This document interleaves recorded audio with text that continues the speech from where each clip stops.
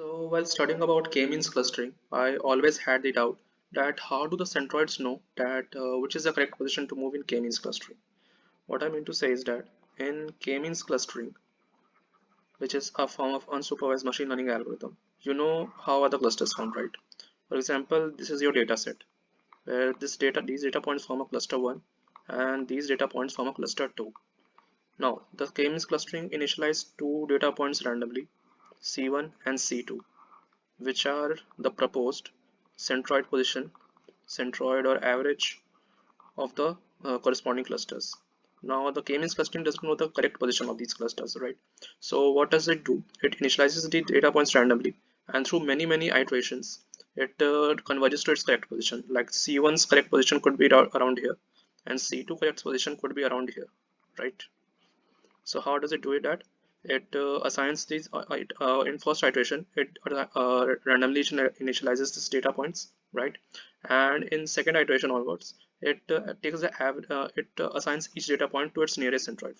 For example, all the data points here, nearest centroid is this C1, and for all the data points here the nearest centroid is C2. Now, all of these are proposed clusters. They are not correct clusters, but proposed clusters. Now, average of all these data points in this cluster is around somewhere here, right? Or it could be somewhere around here, and for this it could be somewhere around here. It's still not correct. But C1 position will be updated to this and C2 to this in second iteration, and so on and so forth until C1 and C2 both stop moving. And that is the final correct position C1 dash and C2 dash of the final correct clusters, and that's how the clusters are found. So I always had the doubt in mind that how can it find the correct clusters? Like how does it C1 know that where is the average data point or what is the average position of these clusters? So for that I devised my own method of understanding. I hope you will like it. So what happens here is that I'll rub this for a okay. So what happens here is this. Imagine you have imagine that you need to find only and only one cluster. So this is the cluster that, or this is the data points. You're still not assigned a cluster to it. And this is the data point. Now, since you need to find only one cluster, you need to initialize only one centroid, right? So this is the C1 centroid initialized at x1, y1 randomly. And let us assume that the correct position that we want the centroid to reach is x2, y2. This is the correct centroid position, right? So imagine this is the case for now. So in first iteration, the random initialization took place, right?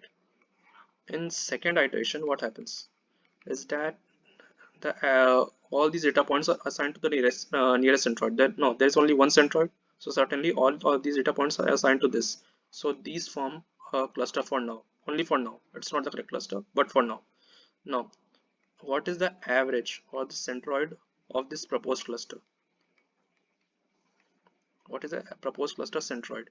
It will be still somewhere around here because all these data points still have an average around this region now. And so in third iteration, what will happen? The C1 will directly jump to C2 because it knows that average data point here also will be concentrated around here only, right? So it directly jumps to C2, and the C1 new position will be x2 y2, and this is the correct position of the centroid that we wanted to find. So it doesn't matter where the centroid is initialized, it always jumps to its correct value due to the nature of these data points which form a cluster naturally. So this is how the centroid knows where to jump in the unsupervised machine learning algorithm of K-means clustering. Thanks.